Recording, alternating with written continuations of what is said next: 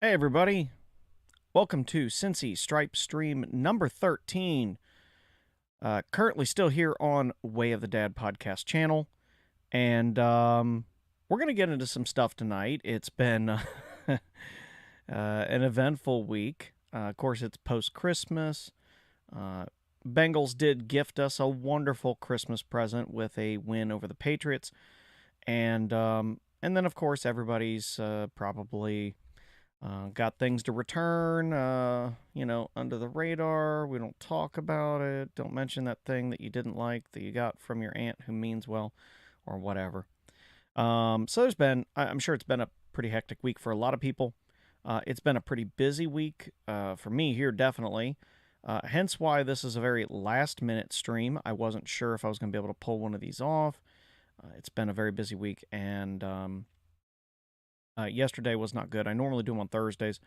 I kind of felt like I was hoping for Friday anyway because since we got a Monday night game, everything's a day off, and so we can be kind of like a day off too. Just kind of ended up working out that way, which was kind of nice overall. Let's see here. Go. So anyway, so we're gonna get into some stuff. Progress on the Way of the Dad partially converted Toolshed Studios goes slowly, but it is making a little progress here and there. Been pretty busy lately, so you know. Did get a nice new for Christmas. Mrs. Way of the Dad got me a nice new arm to hold the microphone. I like it a lot. It doesn't make the weird echoey, springy noise that my other one did, which was, it served its purpose, but it was a cheap one. It was one that, you get in like a kit type thing. Definitely served its purpose. Maybe it serves another purpose at some point in time. I guess it could be put into play as a camera holder, maybe.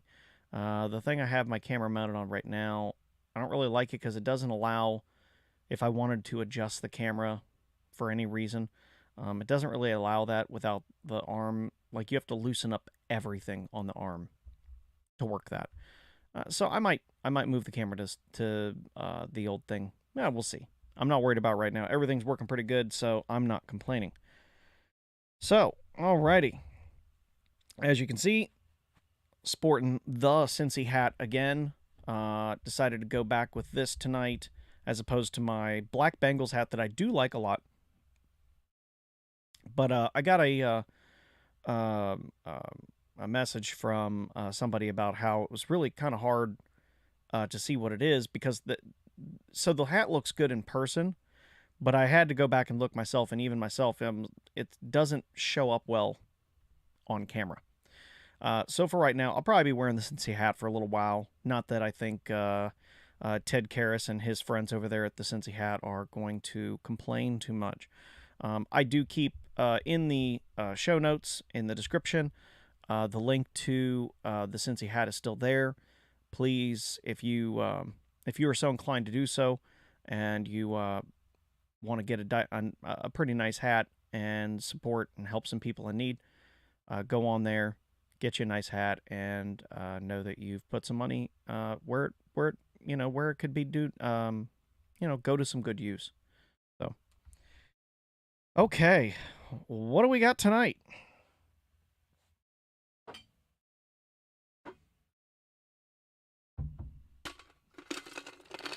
Oh, we've got ice. I've got ice. What does that mean?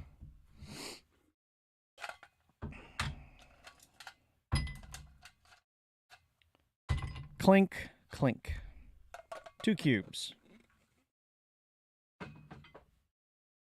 So tonight, I don't have anything particularly special. It's actually kind of notable for, not being special at all. It's some people might even call this maybe not a bottom shelf, but a low shelf bourbon, or a standard bourbon, a nothing special bourbon. But I do remember running into a guy who, him and his wife own and operate some liquor stores, chain of liquor stores in this area. And we got to talking about bourbon. Especially at that time, I was really hardcore on bourbon. I still, that makes it sound like I'm an alcoholic. No, I just really was going down the bourbon rabbit hole, so to speak. And um, every time, it's time to buy another bottle, I want to buy something different and try something else, and really just trying to discover, I guess. And I was really blown away because this is a guy who, doing pretty well for himself, owns some businesses, making some money. Okay, so has a house and a nice house, and has a really nice bar. And when I say a bar, I mean kind of like a legit bar in the sense that it's a bar in the basement. It looks like a bar you might find in an establishment of some sort.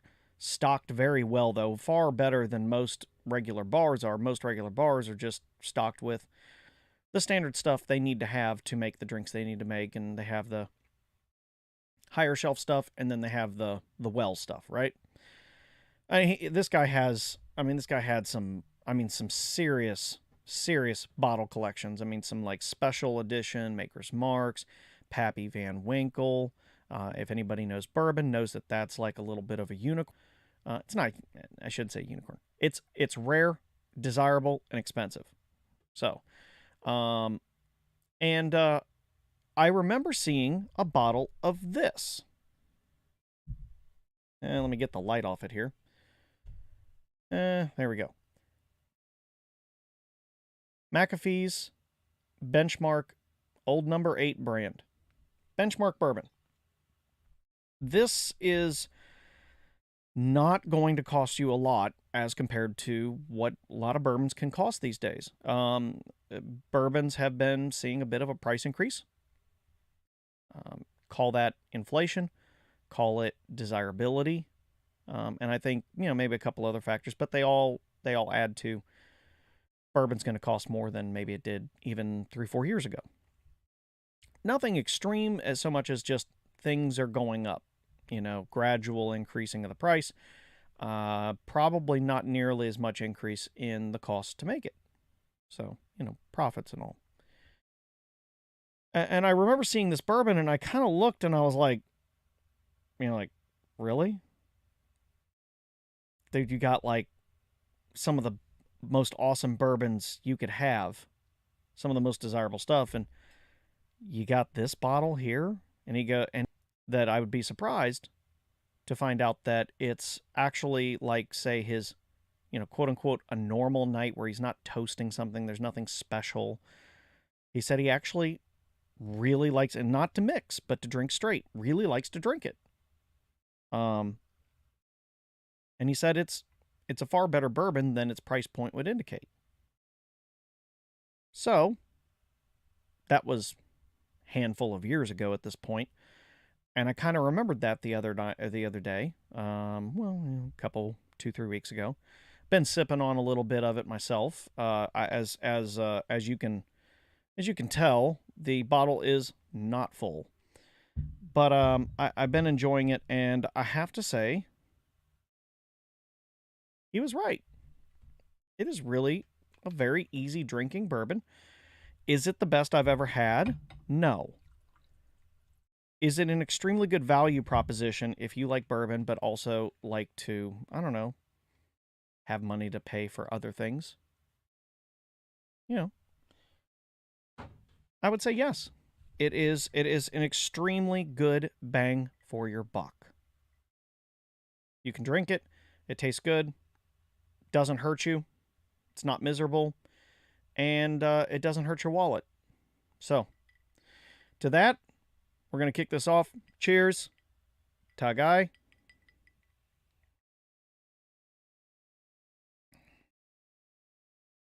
Yep, that'll do.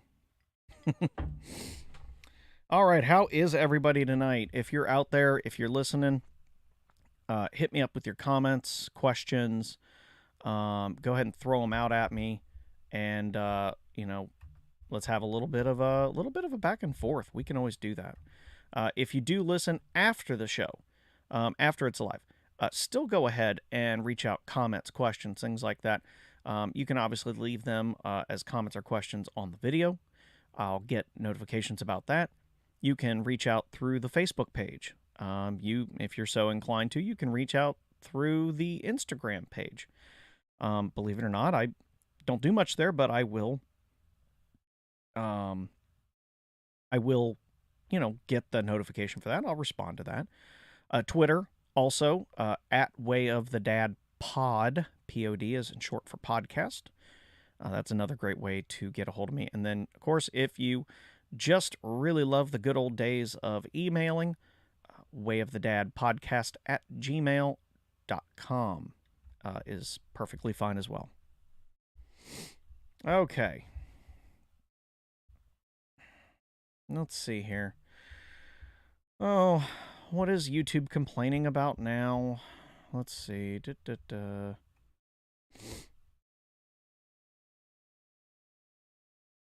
Now it wants me to drop down in bitrate because it's a pain in the butt.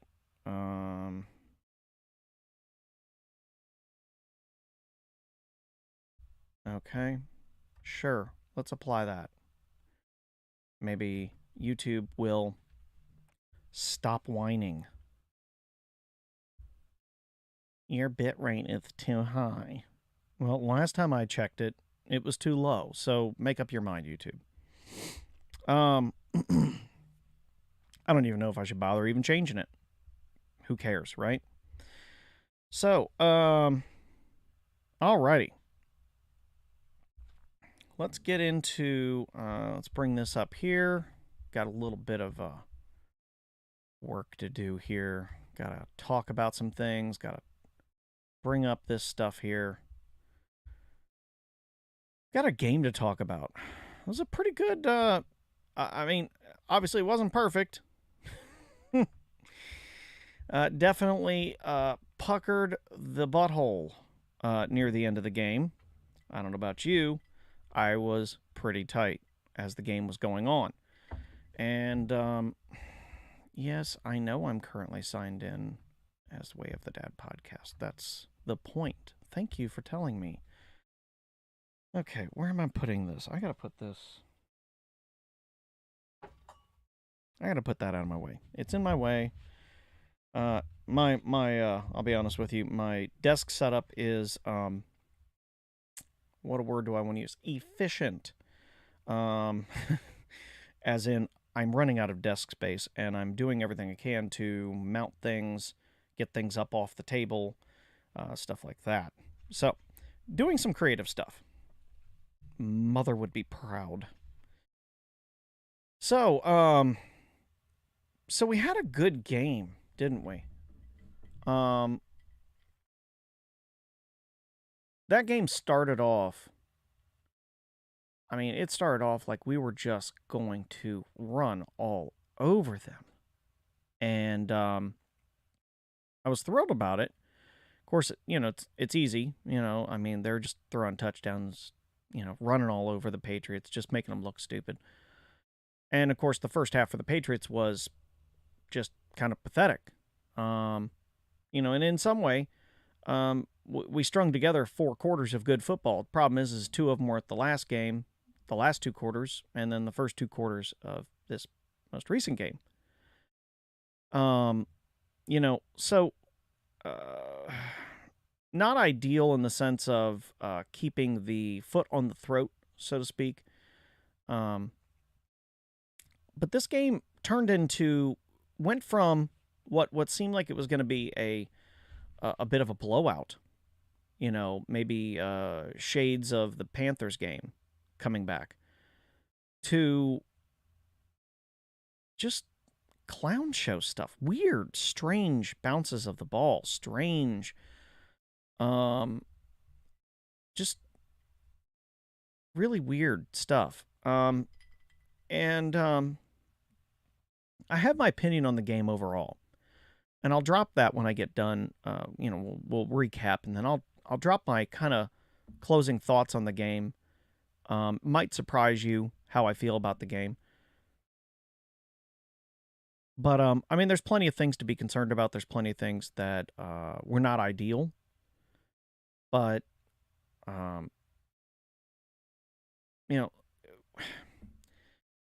So they beat the Patriots 22-18, which apparently is, if you've never heard the word scoregami, that is a word that I have heard now. And like most Cincinnati fans, Bengals fans, probably never heard that word before. At least a decent chance. And so what that word means is it's a word they use to describe a score, a final score of an NFL game that has never happened before. Never. In all the games, in all the years of the NFL, and especially if you go back to the old days when, say safeties were maybe a little more common because they ran the ball a lot more. The ball didn't get in the air as much, and and of course the rules were not quite so lenient towards the offense. Never. 22-18. Never happened, not once, until last Sunday. Or Saturday, I'm sorry, last Saturday. So weird. We have a Saturday game and then go to a Sunday game. Monday game. Strange stuff. Can't keep up with it. Thanks, NFL, for making Christmas and holiday times easier to follow. So, it's, it was, I had keys to the game. Get consistent running going. And we didn't quite do that. We got some running, but nothing I don't think anybody would throw the word consistent around. And then the other one was, the big one was get pressure on Mac Jones. And we kind of did some of that, although it was really great to see Trey Hendrickson back out there. God knows he had to have been in an amazing amount of pain, or he was amazingly, doped up under anesthesia, local anesthesia in his wrist. I'm sure he felt it later. But he went out there just soldiered on out there and played his heart out, alongside Osai and did Jeff Gunter or is Wyatt Huber still on the team? I know Gunter's out there. Oh, Cam Sample. I'm sorry. Cam Sample spent a fair amount of time at D end, if I remember correctly. And they did get some pressure on Mac Jones. It wasn't anything astounding, but it was there. And of course, it was enough, right? So, that kind of happened. But the game just starts off really good. Let's see here. A touchdown to start off, another touchdown, a field goal, and unfortunately, this is in the second quarter, had that strange interception where, it almost looked like Burrow threw directly to the defensive back, and that's mostly because apparently, on replay it was easier to see it. Tyler Boyd stopped his route for some reason, and you could tell Burrow didn't think he was going to stop his route. I'm not going to blame Burrow or Boyd. It's just a miscommunication. They weren't on the same page. Who was wrong? Who knows? Quite frankly, who cares? It's not as important as them just making sure they work that out and get that fixed, right? So, then they go back. No big deal. Another touchdown. Great. Now the problem is, touchdown, field goal. That should be 21, 24 points. But that's a problem because there's only 22. And that means that Evan McPherson missed two. He missed two extra points. Also missed a field goal. Now, I'm not going to say that. I'm not going to say something just to give him a. His job is to still make field goals regardless of conditions. But you notice that. Let's see here. Now, I don't know when it. I don't know if it'll say, but I know it happened at some point in here. So we were at the same, driving towards the same end zone in the first quarter and the third quarter, because of course, quarter to quarter we switched sides of the field, right? Well, in the that would have been the fourth quarter. Yeah. Um, because what's our kicker? Nick Folk. He missed an extra point as well. And I thought it was a little odd when I thought about it. It was all at the same end of Gillette Stadium. Apparently, I couldn't find a lot about it, but I did hear a few people talk about it. Apparently, they're doing some fairly serious renovation to Gillette Stadium at that end. And I mean by tearing some things, some structural things down so they can build some new stuff, make it better, blah, blah, blah, blah, blah. Well, what it has done is it has made that end of Gillette Stadium apparently very, very hard to kick. Because, we all, we're on the, watching on TV, or, even if you're at the game, you look for those flags hanging at the top of the uprights. They're just hanging down. And we're looking at them, and of course the kicker's looking at them to see, okay, what's the wind doing? Now what do I need to do, right? It's about the only thing the kicker has to really kind of judge. Well, if you watch his extra points, it almost looks like once it gets to a certain height, the wind just takes it. And apparently, even Nick Folk, who kicks there on a consistent basis, struggles at that end lately. I guess it won't be that way forever, but I've heard somebody name it the maelstrom. Because it's just so hard to kick down there because of the way the wind now whips through there, because something that used to block it is no longer there because of the upgrades, construction they're doing. All that being said, McPherson and Chrisman and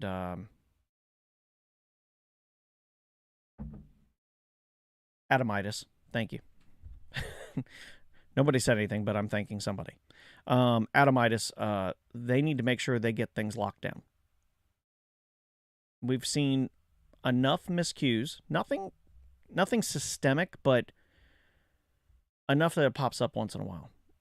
And, we need to make sure that they're, and a fluke miss is going to happen at some point. The wind in a stadium, and, it's winter, and, some of these northern stadiums are open air and maybe they're very windy, that's fine. But I just hope they make sure they get things buttoned up real good, especially as we get closer to the playoffs, right?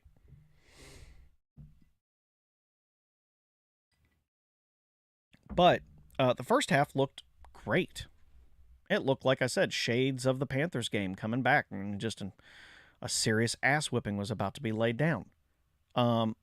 Sad thing is this is a team coached by Bill Belechick. I didn't really think it was going to be exactly the same of, more of the first half in the second half. I had a feeling things were going to change. Now, I didn't predict any of that crap. I still felt like, okay, Bengals will still put a few more points on the board, but the Patriots are going to try to come alive and at least save some face, at least make it look like they were kind of in the game at some point. I didn't know that they were going to be threatening to win. So the second half really was just a comedy of errors in weird ways. Burrow threw another interception. Where's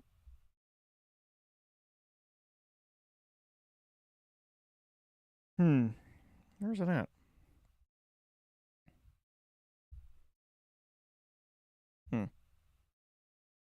Okay, I don't know where it was at, but anyway, Burrow threw another interception to Jamar.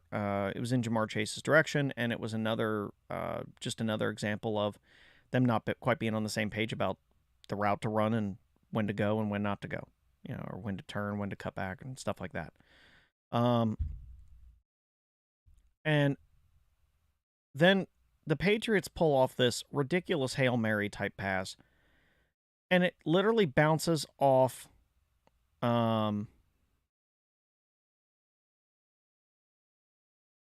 it literally bounces off the hands of the intended receiver right into the hands of another Patriots receiver as he walks right in the end zone. It's almost like it was just like, here you go. It almost looked like an assist in basketball.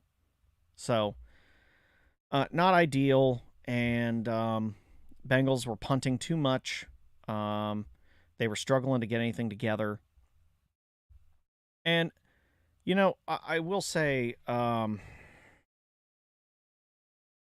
then Jamar Chase fumbled the ball. Of course, on replay, it looked like a straight fumble, but then you saw that somebody had his, like, a hold of his glove. So, of course, that's pulling his hand off the ball. Ball slips out. And, of course, it bounces right to the Patriots because that's just the way things were going.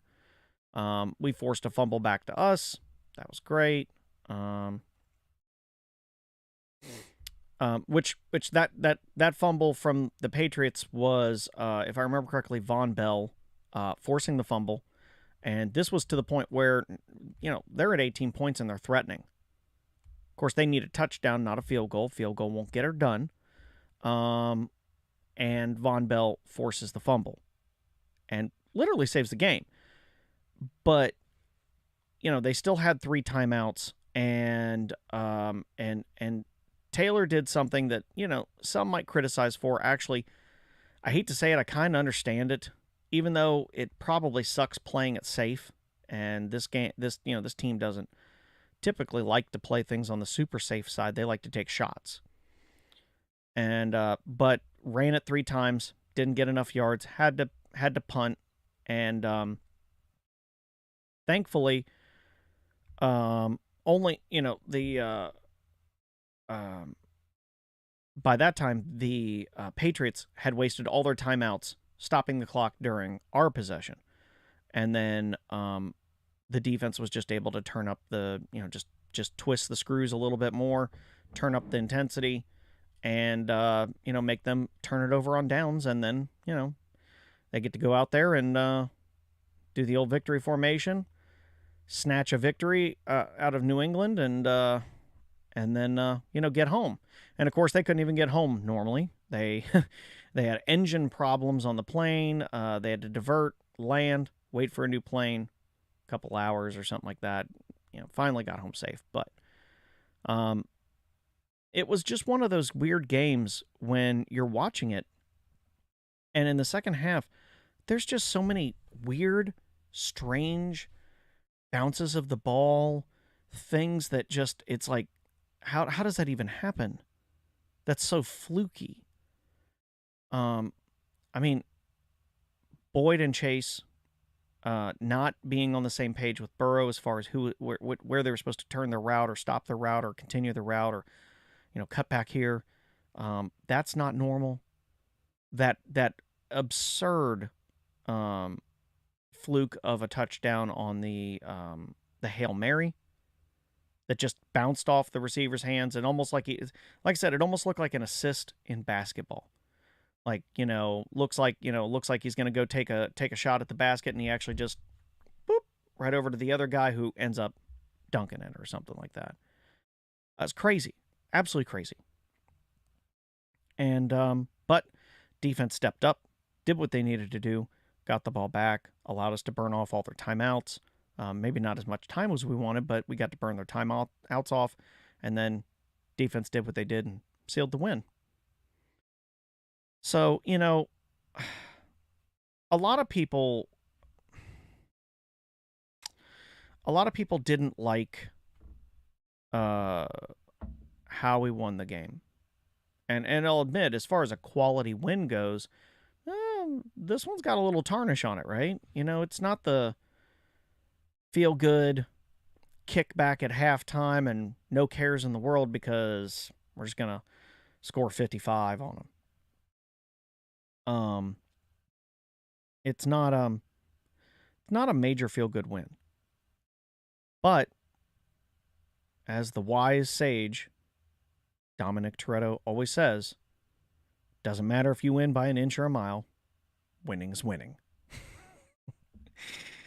I crack myself up too much when I use that one. Especially when I say wise sage, and I'm talking about Dominic Toretto or Vin Diesel.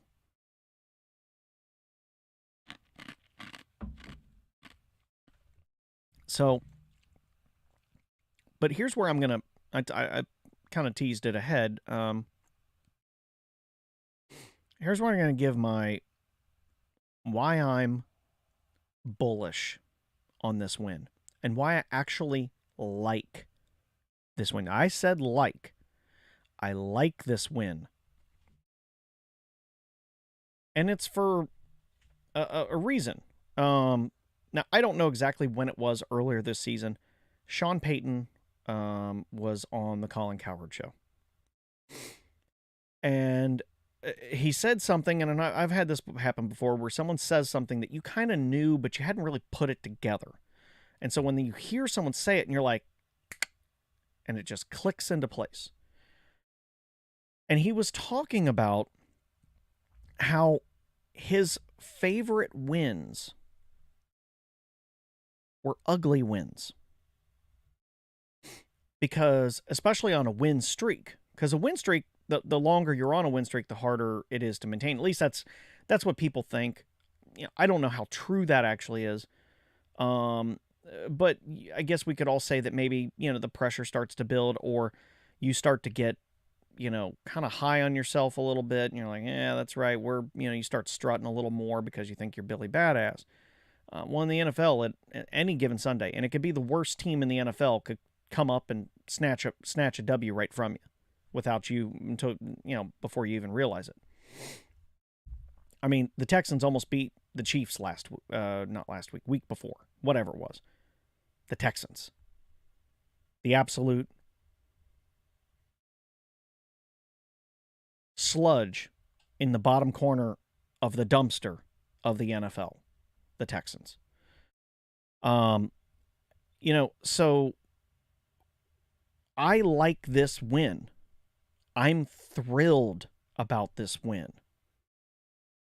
I may end up being wrong, but right now I am absolutely thrilled that they got an ugly win. And it was almost a loss because they're now on a 7-game win streak. And now the coaches can go in there and coach kind of like they lost. But you still got the W in the column. You're still on the win streak. But it's a humbling victory. And it should properly get everybody back in line, kind of, deflate their egos a little bit, keep their feet on the ground, get their head out of the clouds, and all kinds of other analogies that I could throw out there. So I think this is a great win, and I think it's a great win right before the upcoming game, and that's called a segue. I think that's maybe the first good one I've ever done. Possibly. I'll drink to that.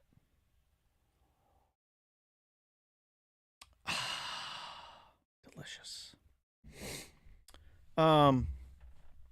So let's see here.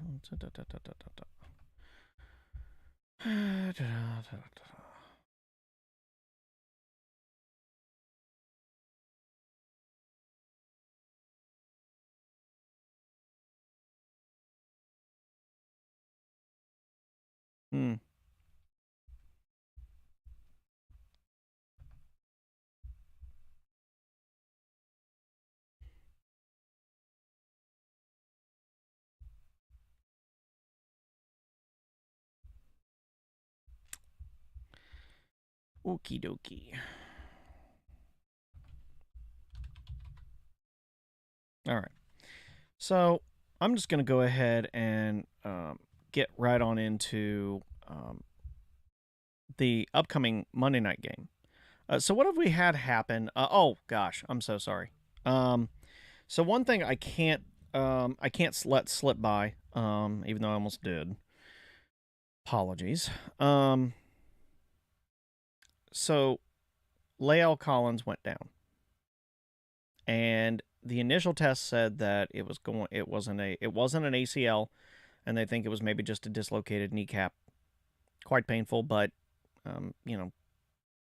totally able to continue to play maybe next week on it. Tests revealed later that yes, indeed, it was an ACL tear and an MCL sprain. I believe I said that correctly. Not ideal. Now, La'el Collins was basically playing through back and ankle issues all year. So was he the best version of La'el Collins? No. Is he better than his replacement? I assume so. Otherwise, we would have seen his replacement.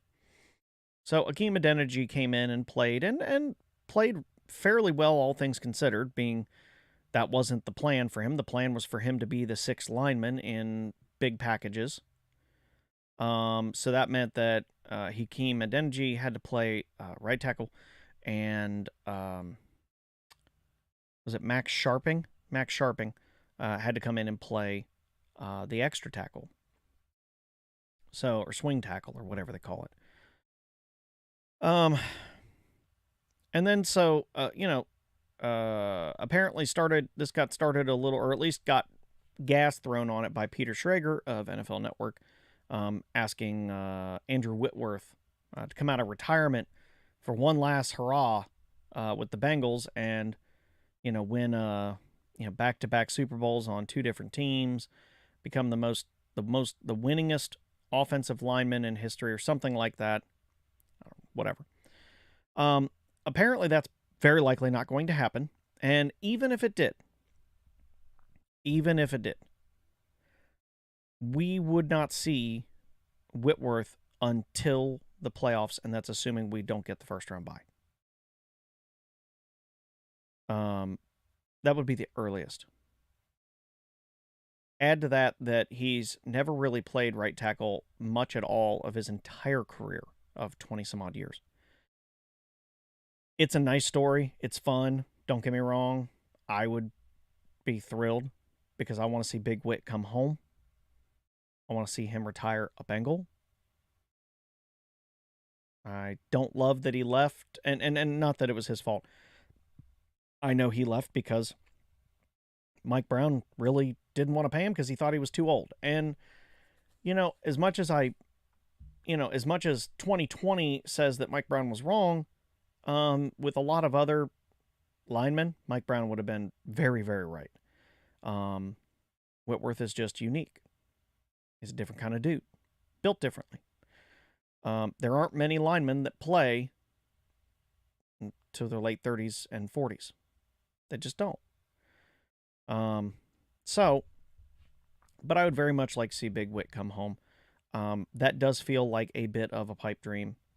I will still be very thrilled if it happens.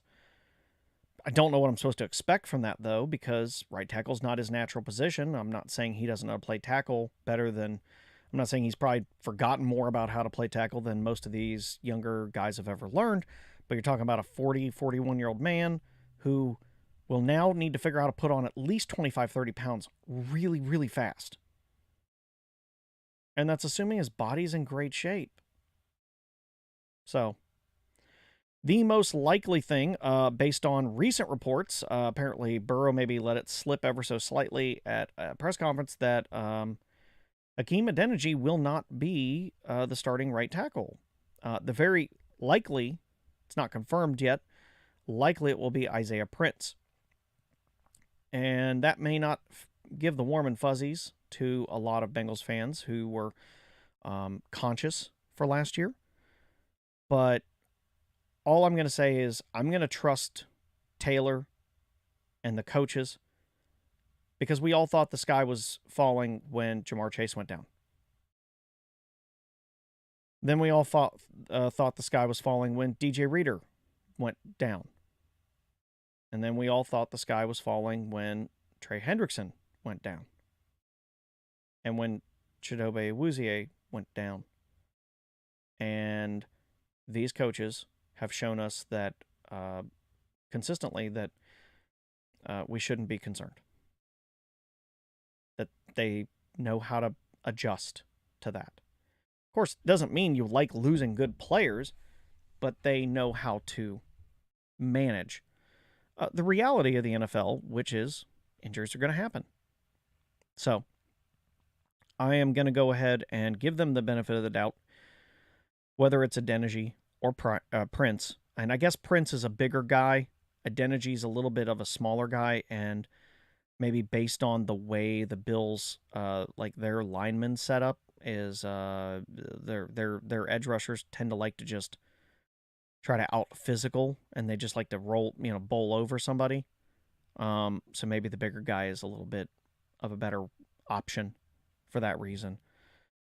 So we had all that happen. Burrow continues to get disrespected. The Craig, is it Craig Carton? What a hell of a last name.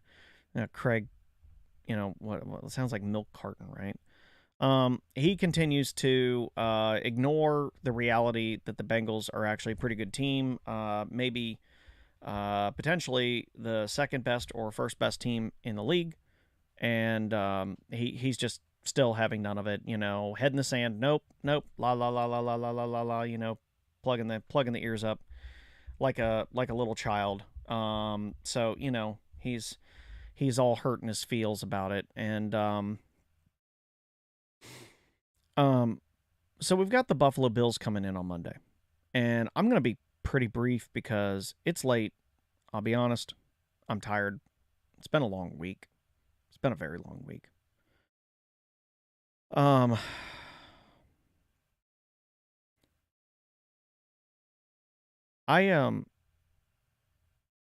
This is a big game. Now, I love what Burrow said. I really do. I really love what Burrow said when he talked about how this isn't a measuring stick game. We have played the best in the league, and we have beaten the best in the league. Win or lose, that's not like they're not going to let that oh my gosh, what does this say about us? No, that's what happened.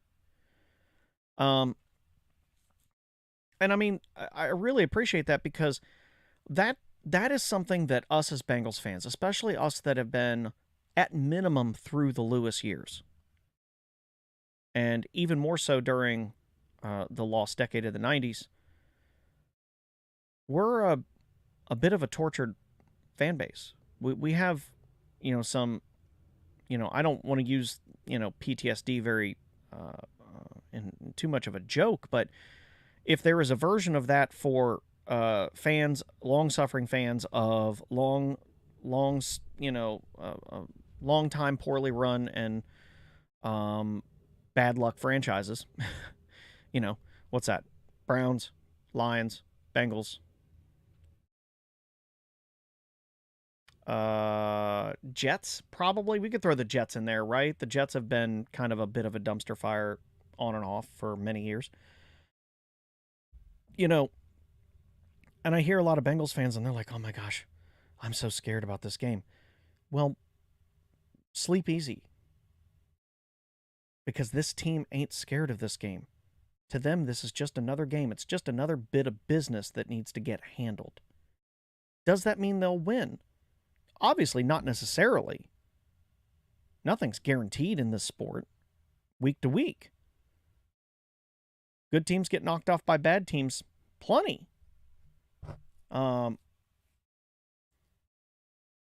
I love that this team doesn't care. I love that this team and Burrow and these guys, they get better when the lights are on. They get better when the pressure's up. And I love that. That is a rare thing. And we here in Cincinnati, I'm sorry, maybe we had it back when Boomer was around. But I'm going to tell you right now, I don't care who your favorite quarterback of more recent times is, we have never had that. Andy Dalton was definitely not that. We all know Andy Dalton turned into a fucking mogwai every time the lights were on. Bright light, oh my God. It just gets scared and, I don't know, go, randomly multiply in the corner or something like that.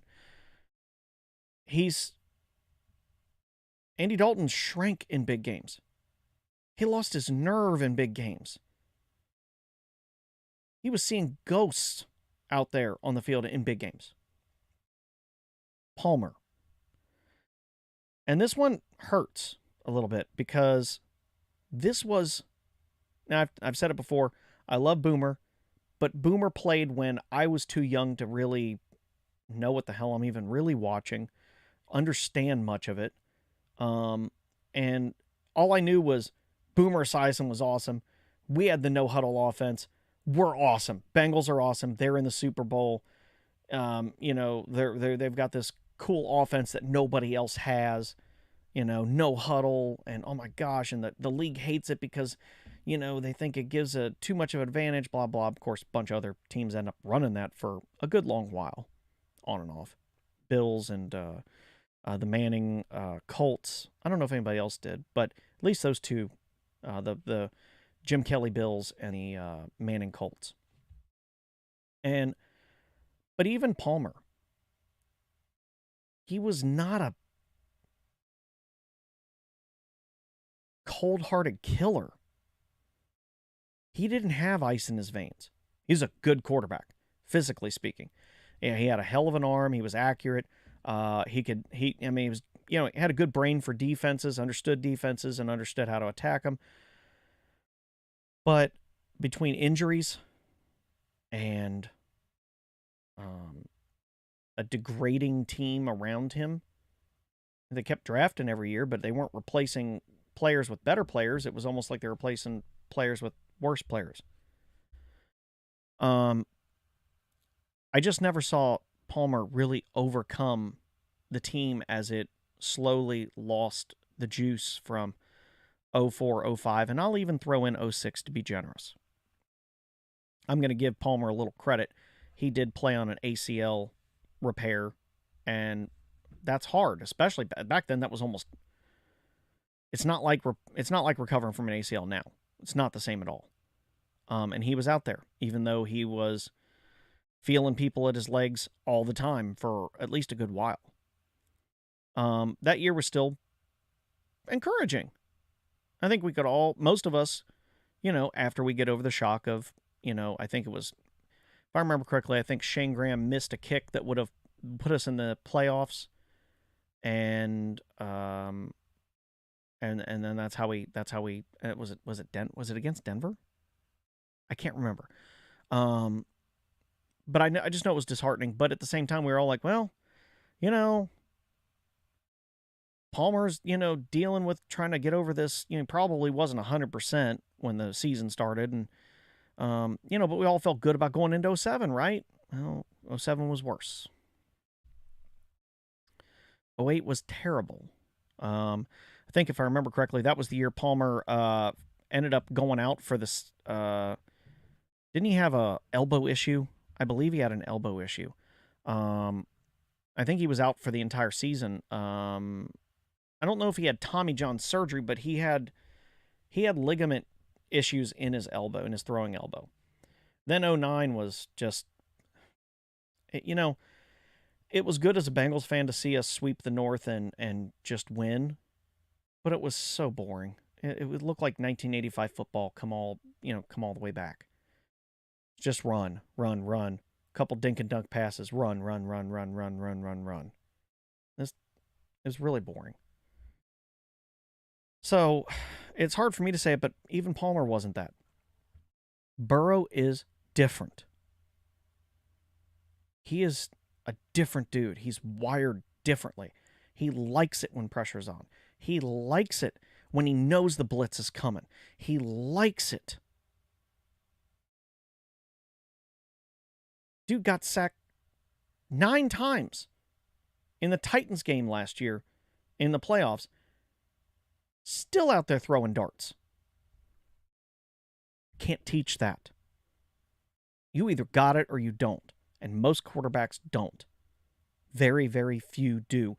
And usually you would say they're probably some of the greats.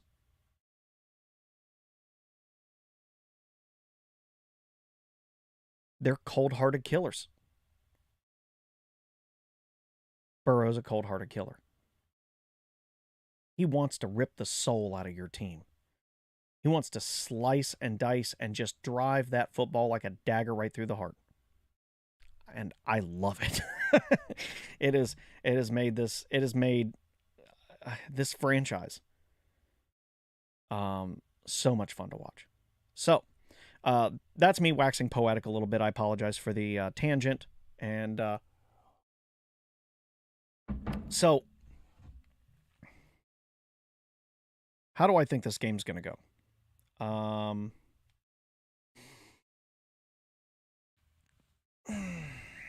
I'm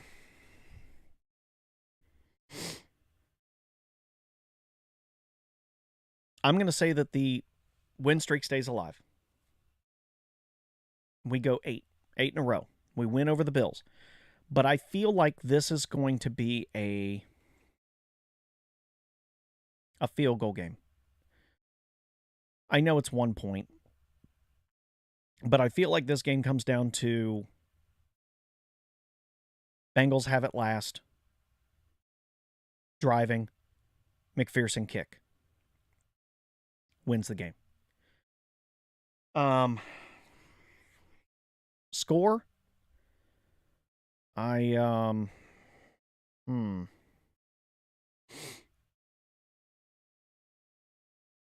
I'm gonna say, let's see here. How would that work? That would work. How do I want to think about this? I'm gonna call it 27-24. Bengals. Bengals win. Bengals keep the win streak alive. Bengals keep the potential for the 1 seed on the table. Now we just need either the pathetic Denver Broncos to get a we just fired the coach 1 game burst of excitement and rejuvenation and go up and snatch a W from the Chiefs, or we need the Jarrett Stidham-led Raiders the next week to somehow do that. Now, I don't know that that's how it's going to go. But I feel like the Bengals do their job, and maybe they get the number 2 seed. 2 is better than 3, for sure. I'm still greedy. I want the 1 because I want home field advantage. I want everybody to come play us because what's the motto of this year? They gotta play us. So that would be fitting. That would be poetic and perfect. They gotta play us. So let's make them play us at our house and all through the playoffs. That's what I'm hoping for. So, but if it were to go the other way or something like that, I do not think it's the end of the world. I do not think the sky's falling, not even the slightest. But I think they win. I think they continue their win streak. I think they keep it up, keep the pressure on. So that's going to do it for me. Obviously, if you are new to the channel, please like, share, subscribe. If you subscribe, make sure you hit that bell icon and make sure you get your notifications for when this channel is going to go live or when I put on a community post, things like that. I will be getting to, now that the holiday season is starting to wind down, of course, we've got New Year's Eve, and I do hope every one of you decides to go out and party or have a good time. Please do so safely, and it ain't worth ringing in the new year with tragedy. So please be safe. But I'll be getting to some more stuff, non-Bengals related content in addition to the Stripe streams. And, it's just, there's things that I want to happen on this channel, and there's things that I want to do, and I want to do them all right away. But the reality of time and lack of free time is what I mean, always kind of rears its head and, kind of dictates a lot of things. So I'm just doing the best I can. I hope you'll support the channel by subscribing, like the videos, leave comments, please.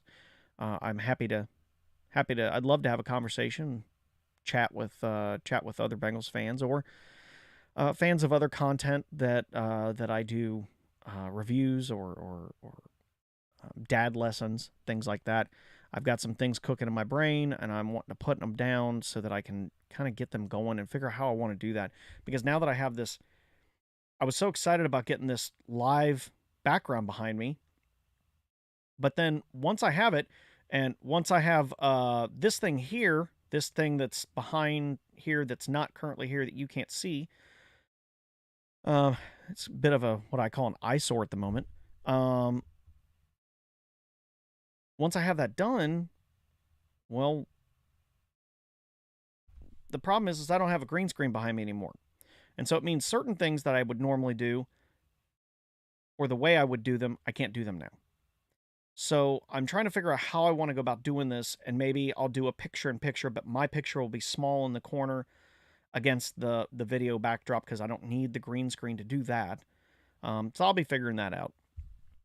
Um, but but yeah, please leave a comment, and reach out. I'm going to keep doing these stripe streams, and so I'd love to hear from you. I'd love you to be part of the show. Be that person that wants to, drop a comment, affect the show, ask questions. Eventually, I'll figure out how to do guests at some point, I imagine. I don't know.